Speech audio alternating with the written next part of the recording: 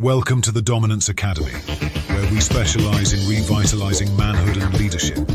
Our approach focuses on developing men to lead with strength and passion, enriching their lives and their families. We provide practical solutions and expert guidance in the realms of sexual education and the mysteries behind polarity and structured power dynamics. Join us at thedominanceacademy.com and restore harmony to your home while rediscovering the joy of a fulfilling masculine presence. It's time to step into your role as a leader and as a man. And now, the host of the show, Mr. Justin.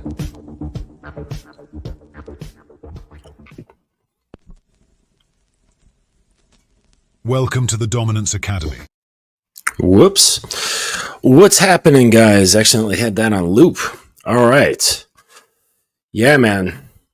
Fucking awesome weather here that we're having in New York. Spent the last couple of days riding.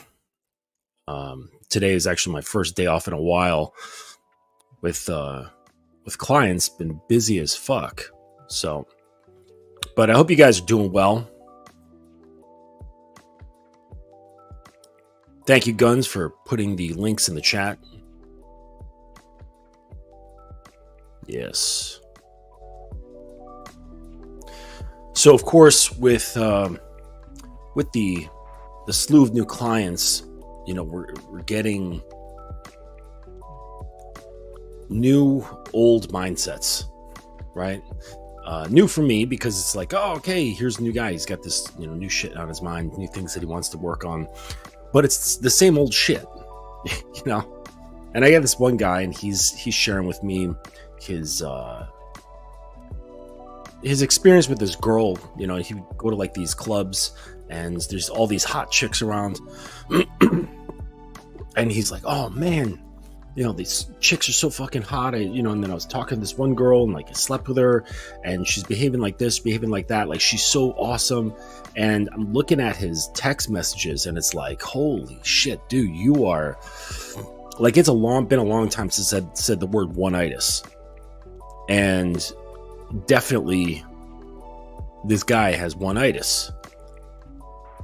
Like, I thought people were past this. I thought they were over getting one-itis over women.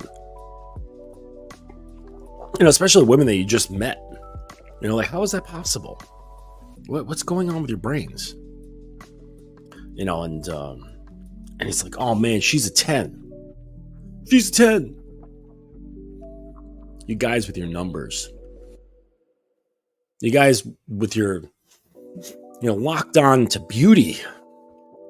This will be your downfall. And like, literal nations have fallen because of guys being entranced by a woman's beauty. And, you know, it's like, when you see shit like that, or you hear about shit like that, all I say is you've gotten what you deserved. When you have become so easily entranced by a woman's beauty and make stupid decisions. I don't know how this relates, but I had this quote here from Dostoevsky, and it says, so long as a man remains free, so long as a man remains free, he strives for nothing so incessantly and so painfully as to find someone to worship. So I guess that does relate. So long as a man remains free, he strives for nothing so incessantly and so painfully as to find someone to worship. So it's like you guys are programmed to find a woman to worship. So long as you're free, you're going to just, everything you do is going to be about getting a girl, getting the attention of women, you know? And really it's not it. It's really not it. There's no such thing as 10s. Well, actually there are, but it's not based around her appearance.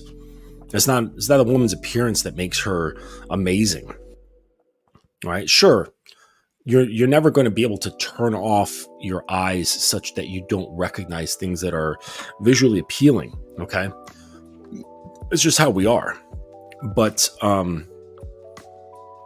to then take that and extend it into value, that's where it gets weird. That's where that's where things get really weird, right?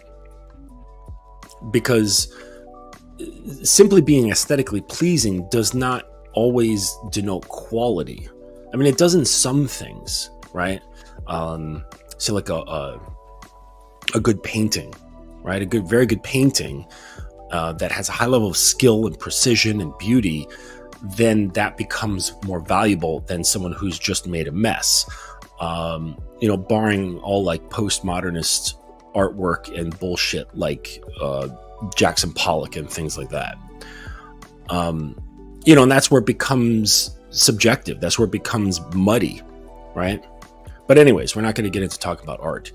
But the point is that like when it comes to people, it's like you guys look at a woman and go, wow, she's amazing. And just because she's beautiful. And then this causes an emotional reaction. And that's really the turning point of danger, is when the woman creates an emotional reaction and you simply by seeing her, okay? It really shouldn't be that deep. It really shouldn't. And so it's like, well, what then, if it's not her appearance, what then makes a woman valuable? Okay. And that really comes down to, it really comes down to knowing what your needs and desires are. Okay. Your needs and desires, as well as your boundaries, your goals. Okay. And if a woman can fit into these things, right? If a woman can fit into, dare I say, your program, right? Because your program is a conglomeration of your needs, your desires, your values, your boundaries, and your goals. And so in order to make things work within the program, there has to be pieces and stages for these things, right? Because program implies progression, okay? An exercise program, an education program. There's a linearity to it, that things build upon one another, all right? Psych 101 and Psych 102. So this is essentially how a program should be constructed, all right? And so the only way to really show value as a woman is for her to be able to plug into your program as effortlessly as possible. Okay, so never is there going to be a 100% seamless blending. Okay, there's always going to be a bit of a learning curve, to one degree or another. All right, so this comes down to certain qualities, certain qualities that make her more prepared to bring value. All right. And one of them is her ability to learn, her coachability, right? Her ability to take direction. Okay. So that's one of my criteria. I've got 5 and we've talked about them before. So one of them is coachability or her ability to take direction. So that's one of them. Curiosity, open-mindedness, enthusiasm, and of course, sexual attraction. You bring these things together and that's where you find value. Okay? Because value by appearance only, it only goes so deep. Okay? So it's like, you could get like a Ferrari kit car, okay? And it looks like a Ferrari, all right? But the engine you put in it is not a genuine Ferrari engine. It could be like anything that will that you can make work. All right. So it could have like a Ford Fiesta motor in there, like if the, motor mounts line up and all that bullshit. And so you look at it, you're like, ooh, look at that Ferrari. Isn't it gorgeous? But you have no idea how it will perform. You have no idea if it will meet your needs, right? Like, let's say you have a genuine Ferrari and you want to give it to me, but I live in the middle of the Sahara Desert. It might as well be a fucking 3,000 pound paperweight. It's useless to me in the desert. You know what I'm saying? Like, I'll take a Range Rover instead, thank you. So value comes down to understanding what your needs are, and this is ultimately how things can work out for you, right? There we go. That lighting was just way too cold. Oh. All right, we got a question here from MLG. I thought this said MIG. MLG Pro. How to stop pedestalizing sex and looking at it as a side product of dealing with women. Well, first, what would be helpful is to stop consuming porn and social media that has a sexual angle to it, right? So that means changing the algorithm, say in Instagram and other socials that you use, by looking up different things, and then over time in the the discover area, it'll start showing things of that nature, right? So like in my case, like let's say there's like a bunch of girls and shit in my discover area of Instagram. I'll just start looking up motorcycle shit like every single day. And then eventually my feed will just be full of motorcycle stuff. All right. So get that stuff out of your visuals, get it off of your mind. Like, trying to manufacture the out of sight, out of mind sort of thing. All right. Because these sort of things passively get into the mind and affect it in a way that you can't really control once it gets in there. Okay, so you need to have filters on the outside. Porn, obviously, and then really breaking that, because this is a very good question, right? It's super important. Okay, but really it takes deep investigation. Okay, so MLG, if you want to dig into it, the best thing for you to do is just grab a free consultation, and the links are, they're in the chat that Guns put up. There's also links in the description of the video, because it's really a process. And the reason why it's a process is because it has to do with certain types of conditioning, and certain types of conditioning, as well as what other form of pathologies you've developed as a boy and a young man, and so on. And so oftentimes what guys see as a lust for sex is actually a lusting for intimacy, or a lusting for emotional validation, or emotional safety, or acceptance of the self. It's not really, like, on the surface it looks like, oh, he just wants to fuck. But since there are not as many self-actualized men in the world, it would be safe to assume that most of the guys who are lusting after sex is not purely a physical thing. It's there to supply a certain feeling and close a loop on a certain type of belief, which then produces an emotional reaction and validates certain beliefs about the self. So it's a deep process. It's not something super easy. But on the short term and on the surface level, you could just cut out sexually appealing things that get your subconscious thinking about this shit, and the overt stuff like watching porn. This is what's going to be really helpful. Okay. And then also just from a conceptual standpoint. All right. Think about this. If you are lusting after pussy, and this is like something that I bring to my guys' attention right away, so that they can get their head starting to wrap around the idea. If you are led by pussy, you cannot lead. Does that make sense? How can you lead the woman if she's already leading you? And the funny thing is that you assume this position of followership or submission even before you meet a woman. Because your lust for the sex is this impulse, and this it's on this conceptual level, right? It's just like this, I don't know, this like amorphous thing that's happening inside the mind, and it's there, and then it gets even further activated when you say you see, or you're starting to talk to a girl that you're attracted to. So right from jump, even before you're even talking to a woman, you're already in a position of being submissive to vagina. right? And so then when you start engaging with a young lady, she, by default, if you have assumed the position of follower, he then gets pushed into the place of being a leader, a decision maker. And now, just as, it's just plain as day these days that every woman knows that when your average guy is coming up to talk to her, and even if he's asking about what that book is under her arm, she knows without a doubt, I'd say like more often than not, that he's interested in having sex with her. So right then, she is put in this position of being a decision maker. And she didn't even ask for it.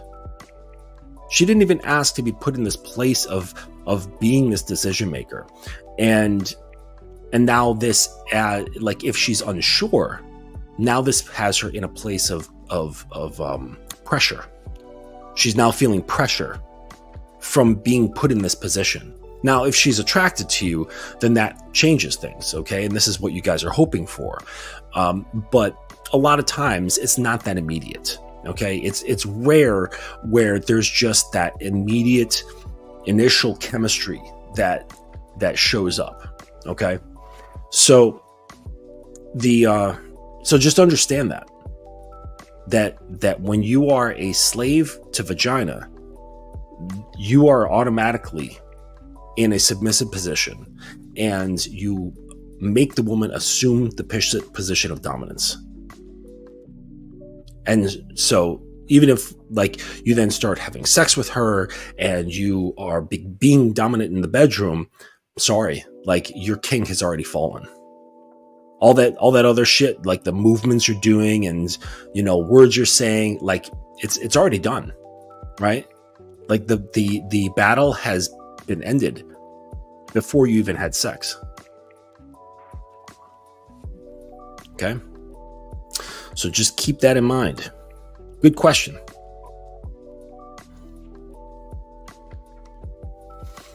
ST, could it be not getting their high school crush or hot girl in high school? Could that be the beginning of the fixation?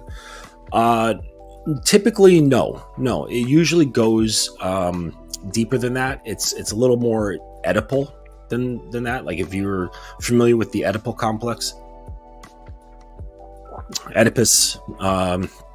I don't really remember the full story, but essentially he did have sex with his mother and he killed his father in the Greek myth.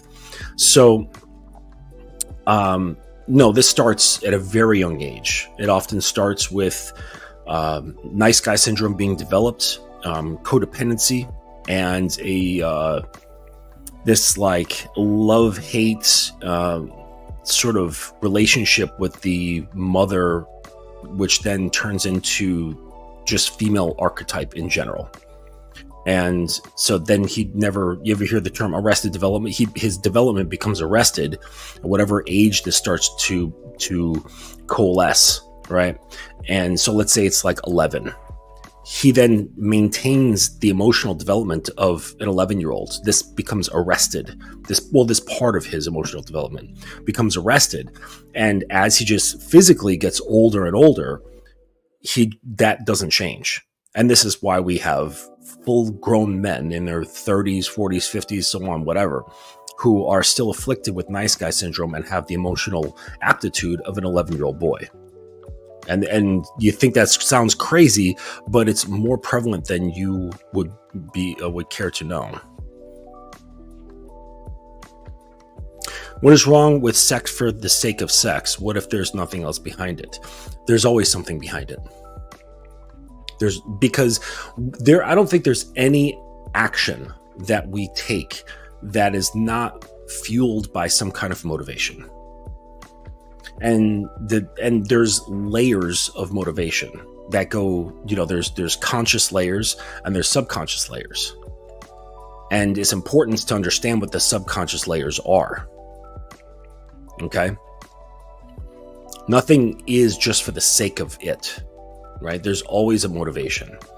So you could say, well, what if that motivation is joy? It makes them feel good, all right? And you say, well, why does it make them feel good? Is it just a physical sensation? Is there emotional play at all? Well, yeah, I guess there's like a little bit of emotional play happening. All right, well, why is that? And what is that state changing to and from? And you start digging and digging, and you come to an understanding that it isn't just for the sake of it. That's because typically people aren't so grounded, right? People have not really unearthed their shadow, and people haven't really worked through their issues. And they think that is just a surface level thing, but it's not. It really isn't. There's a lot of subconscious things at play. And people might say, well, that's bullshit. I don't want to fucking deal with that stuff. And it's like, okay, but if you keep ignoring it, you're going to keep replaying certain bullshit over and over and over. And that's just the way these things go. That's how it goes. And like I was talking with a guy. Oh shit. Hold on a second. I guess there's somebody at my door.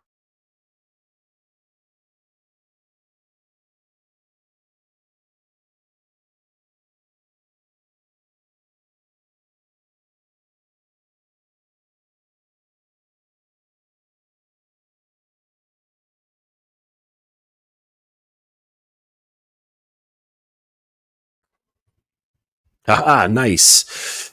Got my Amazon came in. Hell yeah. So I got some Amazon stuff for some play. I got white scrubs, right? Well, just the pants. And wear it with like a white V-neck T-shirt and one of those belts that the massage therapist uses, right? With the pockets for the oil. And so I'm going to do like a massage scene and pretend that I'm just a massage therapist that, this woman, my girlfriend, had, signed up for. And then I proceed through the scene to blackmailing her. Right. And such that I compromise the situation that if basically she doesn't comply with me sexually, that I'm going to tell her husband or her boyfriend that she, was inappropriate with me at the massage studio. And so that's like the little plan. I've got a massage table and everything, so it's going to be fun. Yes. So just looking at these things here, if there was something that I missed. But yeah, MLG, I appreciate, and ST, I appreciate the questions. But yeah, shout out to you guys watching. I appreciate you coming through. Some new faces here, and some old. But yeah, you really got to watch out about this. This lust, right? Because it can really screw you over. It can really screw over a lot of stuff. And like I said, frankly, you're not really able to lead properly. You're not going to be able to lead cleanly. Let's just say that. If you have lust on the front burners, it's really just not going to happen. And to help it along, picture these two images, right? You've got a woman on her knees begging for sex. And then you've got a man on his knees begging for sex. Which one looks better? Even women would agree that it looks better to see the woman begging for sex. Okay? And I don't care how cool you are. I don't care how well put together you are. I don't care, how smooth you come across. If you have this kneeling for sex position in your mind as a driving force, then all of that other shit is just cosplay. You're not actually that guy, right? Those are copes. Those are copes to hide the fact that you're starved. You really are. It's best to just be able to let go. It really is. Because I was explaining this to one of the newer guys, is that, imagine there's like this space, right? This sort of like a conceptual space. It's very small, and all it holds is carnal desire. Okay. And there's only enough room for one person to supply this little space with carnal desire. So if you arrive having already filled that space, there's no room for her to come in. Right? This is why the general idea of the guy who's laid back, the guy who is sexual, but he's not filling that lustful space. He's got himself calibrated and he's laid back. He's relaxed. This is why that caricature is so appealing to women, and why he comes off to be so cool to other guys. And this is, you see this in all kinds of movie characters, where you look at them and it's like it's a scene involving a woman and he's just so damn cool, right? And because we just assume that internally he's also just as cool, like not just his body language and how he's talking and how he looks, but it's also congruent with his internal structure, his internal appearance. And so this is kind of what we assume. All right. But in reality, that's not the case. But that assumption is what's really appealing. That this guy is just that relaxed. He's not after her. He's not completely enthralled. Okay. He's not enthralled with this. Right. Thanks, Guns. And this is really appealing to women because on one hand, it's like, okay, like the pressure's off, like he's not coming at me. Okay. But then it creates this other kind of pressure, which is like, wait a second, but he's not coming at me. And there's like this little bit of dread, this little bit of like second guessing the self, or like, it's like, it's very quick. It's not super deep, but it's like, there's this like challenge, right? Because every girl, well, not every girl, but like it's super common for girls to have this like narcissistic view of themselves, that they are this like princess star of their own little narrative. Okay. And they're the big winner. And now they come across this guy that she finds attractive in, a number of different ways. And he's not validating that in her. And she's like, wait a second, I got to show him. Let me show him that he should be all over me. I mean, come on, like there's all these other guys. I mean, just look at my social media. Tons of guys are all over me. Why isn't he? And he doesn't seem scared either. Like this isn't like some kind of cope because he's socially awkward or he's afraid of me. Like he's just genuinely not needful. He's genuinely calm. All right. And this is where the fucking gold is, right? This is when you're able to think clearly. You guys with your fucking dick in your hands can't think. Like I said, you cannot lead if you're already being led, because everything you do is going to be towards that end that you're being led from. You see? So you're not in control. So all those guys, like as it relates to the title, oh my God, she's a 10. He's already swept up. That collar has been snapped around his neck and he's done. His king has fallen. Right away, just by looking at it and having a reaction of, oh my God, right? At the very most, it should be nice. Okay, let me see what this is about. Okay, just that simple and that shallow. Okay, because the real qualities in her, the things that actually matter, can't really be seen. They can't. Yeah, they can't be seen. They have to be shown. And not only do they have to be shown once, they have to be shown multiple times. And how do you do this? You give her opportunities to show these things multiple times. You give her the opportunity to show her enthusiasm, right? You give her the opportunities to show her curiosity, the sexual interest, the open-mindedness, and the coachability. It's your job as the leader to determine if she can fulfill each of these things, and all of them must be present. All of them.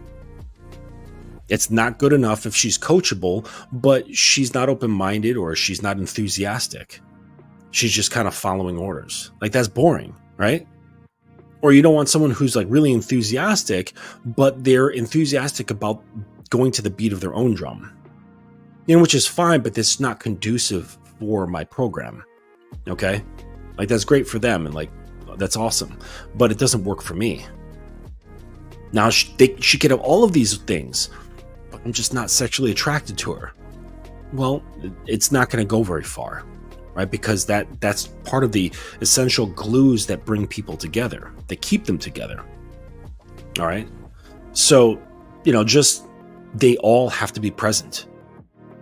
And there's nothing there about her facial features or the length of her hair or the roundness of her ass or whatever, right? Because sexual attraction is, you know, sometimes contingent upon what you see, but often it's something deeper. It's something more instinctual, right? Because I'm sure you guys watching, you've at least one time you found yourself sexually attracted to a woman who, for, you know, all intents and purposes, isn't exactly a supermodel, right? Or really attractive. She might have been just like kind of average, right? Or maybe she's not typical to, like, you know, your category of attractive women. Like, there's this lady at the grocery store, and she's this Muslim lady. I don't know, maybe she's in her late 20s. It's hard to tell because, like, it's her skin and her eyes. And she's a little overweight, but she has this like flawless golden skin. I mean, fucking flawless. And just the way I'm not a big makeup person, but the way she's applied makeup and what she, you know, how she accentuates her eyes and her lips, I'm just like, holy fuck, like, I would fuck this woman. But typically she doesn't fit what I find attractive. Okay, but there's this, I don't know, this instinctual sexual attraction to her.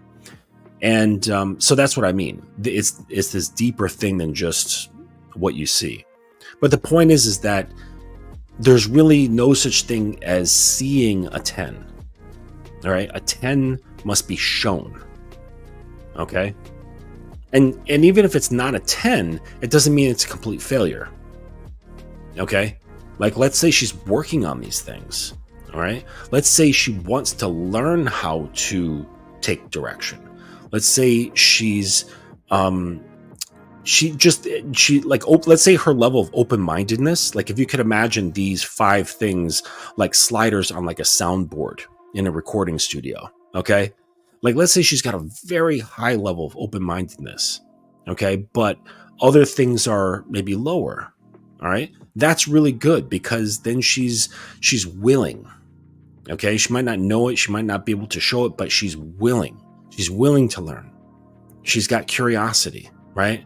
So it's almost like, as long as the sum of the sliders are up, if certain ones are stronger than the others, they can carry the ones that are a little bit lower. Okay? Like, strong sexual desire can help coachability.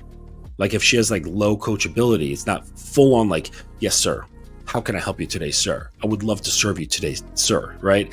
If it's not like full on 100 like that, and she's like maybe like a 3 out of a scale of 10, the high sexual interest can aid in that, right? By, you know, helping her feel good, making her feel safe, and building trust and all that shit. And now, you know, other aspects start growing. So, but my point is that they have to be present to some degree. They have to be present in some form or fashion. So just get it out of your head. All right. Get it out of your head that there's such a thing as a 10 when it comes to visuals. Like, I was I was in this. I'm in this group chat on WhatsApp, and it's a bunch of coaches, and well, it's just a few coaches and like a bunch of students.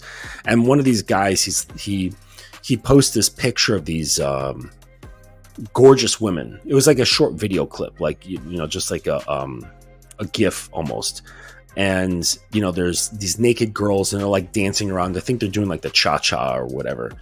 And I typed, at some point, each and every one of these girls has had white knuckle explosive diarrhea. And some of the guys were like, oh man, like why'd you have to kill it? All right, because it must be killed, right? This idealism and this fantasy that you're projecting onto these girls, taking them out of the realm of human. All right. And my comment brought them down in a humorous way of humanity.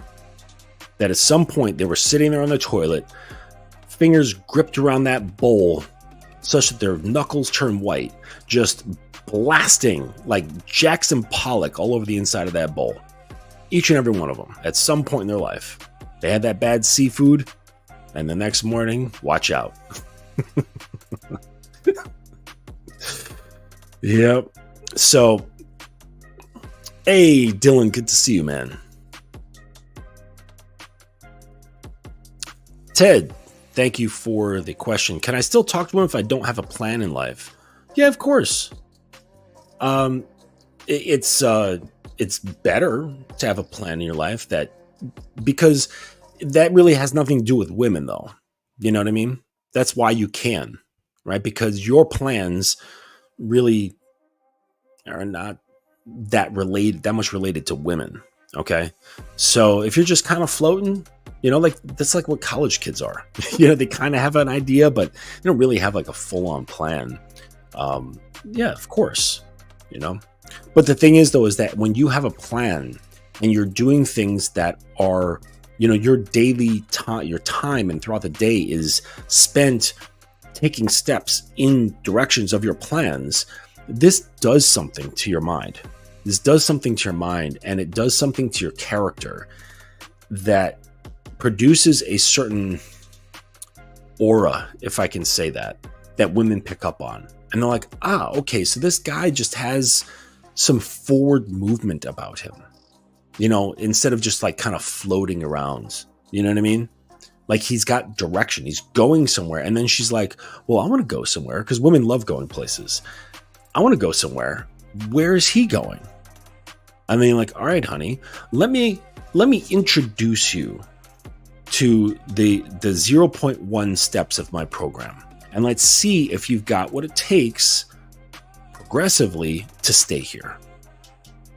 Right? And then just things keep going and going. And now she's earned her spot as someone, as an asset, a valuable asset who can either support or aid your program. Okay? Or at the very least, support and aid you such that you can run your program. You know, so it shows up in many different ways. But yes, to answer your question, yes, of course you can still talk to women. Not only talk, but you can have sex with, you can go out on dates, you can travel with. Like, I don't give a shit what you do. And you cannot have a plan. It's totally fine. Actually, I've got a good friend that I've known for many, many years. And he's never really had a plan. He's older than me. He's like, I think like 4 years older than me. Still doesn't have a plan. And the dude is with a new woman like every month he has a new girlfriend. Every month. And you know, he's kind of a vagabond, so these women are always taking care of him, and that's the way it's been since I've known him. I've known him since like early college days. And he's always just found the type of woman that just, I don't know, maybe they feel sorry for him, like he's a puppy or something, and they just want to take care of him. And they're just like doing his laundry and, you know, feeding him and housing him and all this stuff. Like traveling, he's in driving their car. And I'm just like, all right, like if that makes them happy and makes you happy, like cool. But, you know, at this point, he's older than me. And I think he lives in a van by a river. Like, no joke. He lives in a van down by the river. And when I heard that, I was like, no, because that's like an old Saturday Night Live joke with Chris Farley. And I was like, get out of here. And then someone showed me his Facebook post. He's like, hey, my new digs. He was like happily showing it off. And there he is with like a little van with a sliding door on the side. And he's like, new digs. Like, this is where he was living, you know? And I was like, what the fuck? Like, I don't know. Hey, if he's living in peace, okay, and he's happy, he's satisfied with his life, then that's what it is, right? But if you're floating and you're not satisfied, you're not at peace, well, then get to work. Figure your shit out. Because that's really going to start eating at you, right? And it's sort of like a cavity in your mouth. Like, it doesn't get better if you ignore it. It's just going to get worse and worse and worse. Before you know it, you need a fucking root canal, right? Or you need a full-on extraction. And so, like, just, I don't know. I think eventually most guys, you just have to get your shit together. You know, and that's a process too, you know? Like, I've led many, many different lives. Like, if you guys knew, you'd have thought that I was a damn chameleon. And I really didn't come into understanding, you know, what I needed to give back to the world until I was like 38, 39, something like that. I'm 47 now. So it took me a long time of trying many different things until I really just started like getting traction and going, okay, this is, I forget that Japanese thing. If you guys know, put it in the chat, where it's like these 3 circles and it's like giving back to the world, but also like one of your passions and something else. It's got this Japanese term, and it's like when you do it like this and you fulfill these 3 quadrants, this is where you can find meaningful action in the world, right? When it's like meaningful for you, it's helpful to the world, it's helpful to other people. It's got this one particular word. It's a cool concept. So if anybody in the chat, yes, there it is. Ikigai. Yep. Ikigai. Thank you. Yeah, so Ikigai is, if I'm pronouncing that right, it's a Japanese concept that refers to a reason for living or a sense of purpose. It's a combination of the words Iki, which means life or alive, and Gai, which means worth or benefit. And it's not 3, it's actually 4. So it's combining what you love, what you're good at, what the world needs, and what you can be paid for. So it's like if you've got, what you're good at and what you can be paid for, that's profession.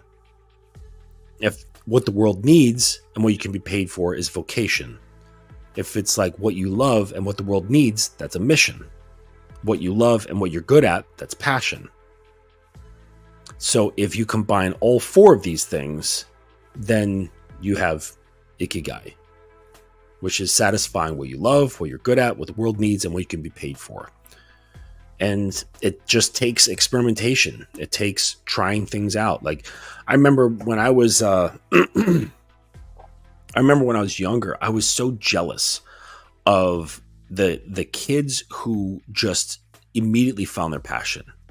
And they're like, yes, I just am obsessed with playing the piano. I want to be a piano player. This is what I need to do with my life. This is the only thing I do when I eat, sleep, and shit piano. I'm so jealous of those guys because I would just switch from passion to passion, to interest, like constantly gathering. And now my head is full of a lot of shallow information, right? So I know a little about a lot of things. And it wasn't until later in life that things really made sense for me, that I was like, you know what? I really enjoy helping men with their problems. This is my calling in life. It's what I'm good at. It gives back to the world. I'm passionate about it, and I get paid for it. Boom.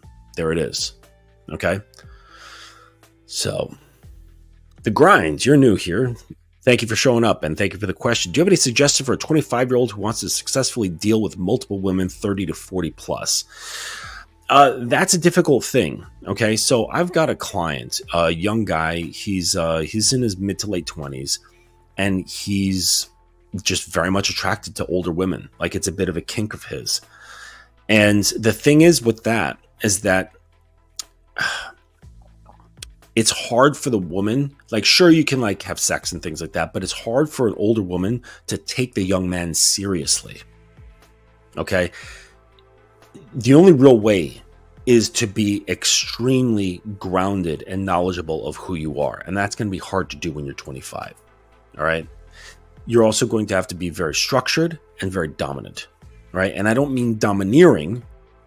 I mean dominant. And well, there's a whole lot to that. I'm not going to explain what that is. But just you're going to have to be very, very solid in order for a woman in her 40s to be taking a 25-year-old seriously and not see you as a boy. Okay. I would say never allow her to do anything for you. Don't let her pay for a single thing. Don't let her, like gifts is one thing, but don't let her take you out. Don't borrow her car. Don't let her pay for any activities or meals or trips or whatever. Nothing. Okay. Because you have to dispel any sort of, content that might be construed as a mommy taking care of her boy. Okay. Unless there's like this kink going on there and she's like into it for, the kinky satisfaction of being with a younger man. And there's a number of women who are like that, but it's going to be hard to develop. And I would say that an older woman, they know exactly what they want. They're way more clear on what they want. And typically it's like either they just want to fuck and like, that's it. And if it's not that, then they're looking for a solid relationship, and they're not going to take a 25-year-old seriously for a solid relationship, right? They want someone their own age or slightly older that they can really enjoy time with and do certain things with. And, there's generational understandings, and that's like with the age gap thing. Like I remember I was, many years ago, I was in my, I want to say somewhere like mid to late 30s. And I happened upon a 19-year-old. And we had a very good chemistry and a click. Okay. But hanging out socially was hard because I would make certain references to things that she would not understand.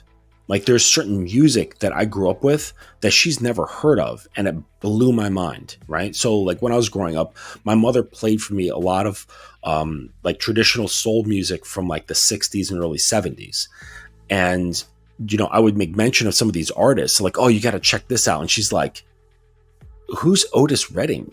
And I'm like, how the fuck do you not know who Otis Redding is? And I'm like, oh my God, she's 19, right? So there's these age things with culture and things of that nature that can be a problem as well. However, if it's just sexual, then things can be very good if you're just really rock solid confident and you pay no mind at all to the fact that you're younger. And you're good with the shit tests regarding age, because she's going to shit test you. She's like, how old are you? And you need to pass that with flying colors. You need to just swat that shit like a fucking fly. And I had a similar experience some years ago. I was in Boston going to an art / comic book convention. And, it was a gaming convention. And I was staying at a friend's place, but I wanted to go out. I wanted to go meet some women, whatever, have a good time. I'm in a new city. So I went to a hotel. Like I found one of their more upper level hotels. And this is a great way to meet women, by the way, is go to like an upscale hotel. Of course, dress the part, act the part, and go hang out in the bar. Because bars and hotels are open to the public. Right. The only thing you can't do is just go up and like the other amenities, basically, and like go to different floors and shit like that. But the bars are open. So, and usually they have fantastic bars, and they're often not crowded because most people are going to like regular bars. So I go to this one bar and I see this cougar, and she was looking nice. Not like cocktail dress nice, but she was looking really nice. And, I was sitting there alone. She was sitting there alone. I sparked up a little conversation as she was to my left. And we were sharing a little bit of talk, and there was clear like sexual attraction there. And I just said to her, you look to me like somebody who doesn't like to waste their time. And it's kind of a, a trick question, because like, who is going to answer, actually, you're wrong, I do like to waste my time? Like, who's going to say that, right? Everyone, even the dirtiest fucking pot smoking hippie is going to say, I don't like to waste my time, right? So it's a trick question. And, and I said, so you look like somebody who doesn't like to waste your time. And she's like, you're right. And I said, well, then let's cut to the chase. Bring me to your room. And she thought for like half a second, and she's like, finish her drink. And we went up. And because she was older, it's like, yeah, she knew exactly what she wanted. She's like, probably considered, well, let's see what this guy's about. Or we could just sit here all night at the bar and like have just this, right?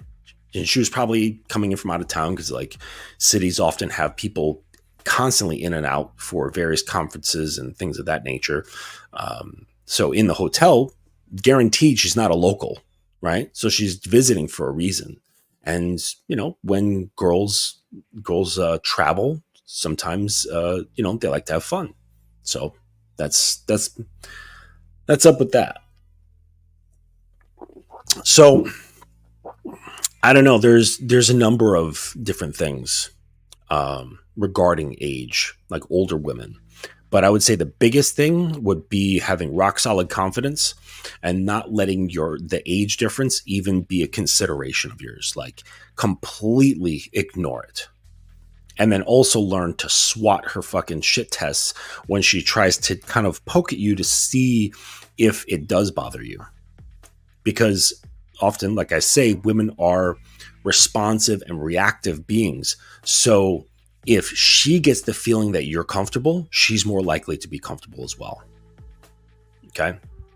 If she can get a sense that you are, that you're insecure and you're kind of second guessing yourself because of the age thing, she's going to feel that and she will likely follow suit. Okay. So that's also connected to a whole bunch of other shit that you should keep in mind just about women's reactive things. So, if you're full of doubt in any area, it's likely, or it increases the chances of her adopting that same doubt. If you're confident, you believe in yourself, and you're not a fucking dick about it, and it's like comfortable, grounded confidence in whatever, she's more likely to follow that as well. You see? So, something important to understand. So, yeah, I think I'm going to pull this one to a close. Remember, guys, there's no such thing as a fucking 10 by visuals alone. She needs to show you that she's a 10. And the only way you can figure that out is if you have an idea of what your needs, your desires, your values, and your goals are. That's the only way to figure out if she's actually a 10. Okay? So it really has nothing to do with her. It has everything to do with you. If you guys want any sort of free consulting about a problem that you got that you think you might need a coach for, get with me. I've got free 30 to 60 minutes coaching. Well, it's actually just a consultation just to get to know each other and see if we're a good fit. So you can sign up for those.